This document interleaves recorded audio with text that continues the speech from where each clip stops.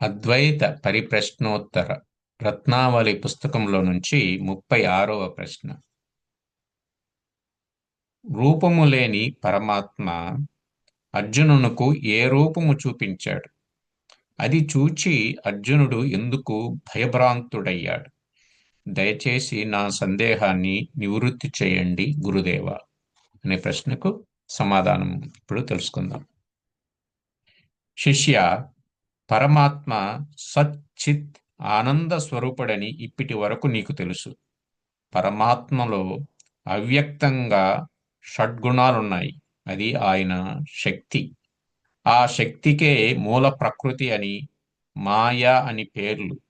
అది ఉన్నదున్నట్లుగా కనిపించకుండా వివర్తమై కనిపిస్తుంది. అందుచే దానిని మాయ అన్నారు. జ్ఞాన, ఐశ్వర్య, వీర్య, బల, తేజ, శక్తి. మరొకసారి, జ్ఞాన, ఐశ్వర్య, వీర్య, బల, తేజ, శక్తి అనే షడ్గుణాలుగా ప్రపంచంలోనికి వచ్చింది. ఐశ్వర్యం అనే శక్తి ఉండటం వలననే ఆయన ఈశ్వరుడైనాడు. ఈ ఐశ్వర్య శక్తి ఆయన విభూది. ఆ శక్తితో గారడివాడు చిత్తు కాగితముతో 100 రూపాయల నోటుని ఎలా చూపించగలడో, అంటే వివర్తమై, అలా పరమాత్మ తన విభూతులని విశ్వరూపంగా చూపించగలడు. పొటెన్షియల్గా ఉన్న పరమాత్మ విష్ణువైతే కైనిటిక్ ఆయన విభూతి విశ్వం. కండెన్స్డ్ అంటే ఘనీభవించిన ప్రశ్న ప్రపంచం. ఆ ప్రపంచాన్ని విచారిస్తే పరమాత్మ తెలియపడతాడు. అది సమాధానం. మాట పరిమితం. కొన్ని భావాలను మాత్రమే మాటతో చెప్పగలం. మౌనము అపరిమితము, వ్యాప్తం. నిశ్శబ్దం బ్రహ్మముచ్యతే. శబ్దము బ్రహ్మము కాదు. వేదములు శబ్దము. అర్థము శబ్దము కాదు. అర్థము ఎవనికి వానికి అనుభవం. సూర్యుడు పరమాత్మ అయితే కైనటిక్ అయిన ఆయన ఎండ విభూతి. అది ప్రసరించిందా? సూర్యుని నుండి ప్రయాణం చేసిందా? ఆయన ప్రసరింపజేశాడా? ఆయన ఉనికితో ఎండ తనంతట తానే ప్రసరించింది. అది ప్రకృతి. ఆయన పురుషుడు. ప్రకృతికి స్వయం సత్తా లేదు. పరమాత్మపై ఆధారపడి ఉంది. పరమాత్మ స్వతంత్రుడు. ప్రకృతి లేకపోయినా ఆయన ఉండగలడు. ప్రళయంలో ప్రకృతి పరమాత్మలో లయమవుతుంది కదా. వ్యక్తమైతే ప్రపంచంగాను, అవ్యక్తమైతే పరమాత్మంగాను ఉంటుంది. ఆకాశం మొదలు అన్ని భూతములను, అన్ని వస్తువులను స్త్రీవాచకముగానే చెబుతున్నారు. ఉదాహరణకు భూమి ఉన్నది, అగ్ని ఉన్నది, జలమున్నది, వాయు ఉన్నది, ఆకాశము ఉన్నది, ప్రాణము ఉన్నది, మనస్సు ఉన్నది, శరీరము ఉన్నది అంటున్నాము కదా. శ్రీకృష్ణుడు మన్ను తిన్నాడని బలరాముడు చెప్పాడు.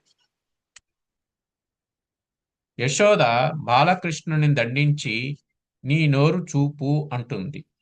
మట్టితో తయారైన దేహంలో మట్టి ఉండక ఇంకా ఏముంటుందమ్మా అని తన నోటిలో పర్వతాలు, సముద్రాలు, సూర్యచంద్రులు ఇత్యాది భూతాలన్నీ చూపెట్టాడు. బాలకుడెంత ఈతని ముఖస్థంభై అజాండంబు ప్రజ్వలమయం టుటుకు ఏమి హేతువు? బాలకుడెంత ఈతని ముఖస్థంభై అజాండంబు ప్రజ్వలమై ఉండుటకు ఏమి హేతువో అని యశోద ఆశ్చర్యపడింది. అండ పిండ బ్రహ్మాండాలు తనలోనే ఉన్నాయని, సృష్టి అంతా గారడివాణిలో గారడి శక్తి ఇమిడి ఉన్నట్టులా తనలోనే ఉన్నదని, బయట మనచే చూడబడు బ్రహ్మాండము దాని విభూతి అని యశోదకు చూపెట్టాడు. అది ప్రత్యభిజ్ఞ. తాను పరమాత్మ అని, తన లోపలే జగత్తు ఇమిడి ఉన్నదని దాని అర్థం. కౌరవ సభలో కురుక్షేత్ర రణరంగంలో చూపెట్టిన విశ్వరూపము మనము సినిమాలలో చూసే చాలా తలలు, జ్వాలలు వచ్చినట్లు ఉన్న రూపం కాదు. కాసుల పేర్లో అణువణువున బంగారం ఉన్నట్లు పాంచభౌతికమైన ఈ జీవ జగత్తులలో అంతటా తానే ఉన్నానని, ఈ జగత్తు తనలో ప్రవిలాపనమైనదని చూపెట్టాడు. లేకపోతే సహస్రశీర్ష పురుష అంటే 1000 తలలున్న పురుషునకు, సహస్రాక్షాత్ సహస్రపాత్ 1000 కళ్ళు 1000 కాళ్ళు ఎలా ఉంటాయి?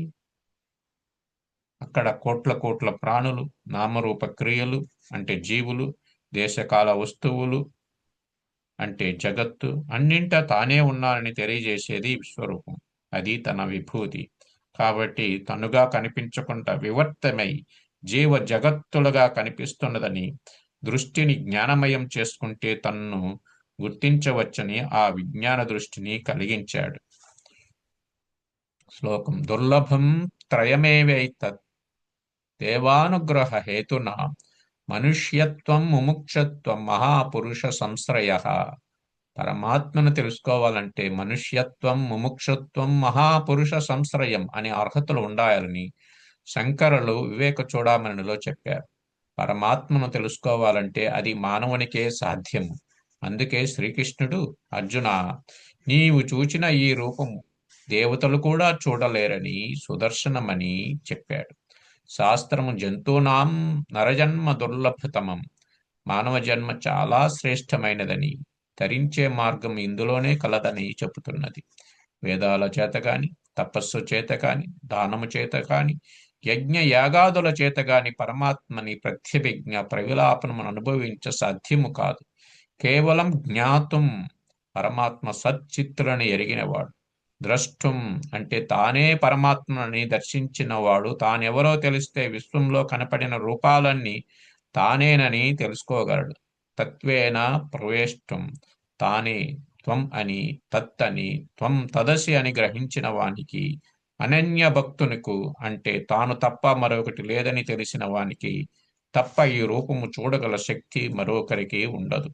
పరమాత్మ యొక్క భూమ రూపాన్ని అంటే ప్రజ్ఞాన ఘనం తాను అణువునని ఎదుట ఉన్నది మహత్తని చూచి భయకంపితుడైనాడు. కనిపిస్తున్న ఈ ప్రపంచం సత్యమనిపిస్తున్న ఈ ప్రపంచము మిథ్యనా? ఉన్నది బ్రహ్మమేనా? ఆ బ్రహ్మము నేనేనా అని భయభ్రాంతులు కలిగాయి. యశోద కూడా ఇది కలయో వైష్ణవ మాయయో ఇతర సంకల్పార్థమో సత్యమో తలపన్ నేరక ఉన్నదాననో యశోదాదేవి కానో పరస్థలమో బాలుకొడెంత ఇతని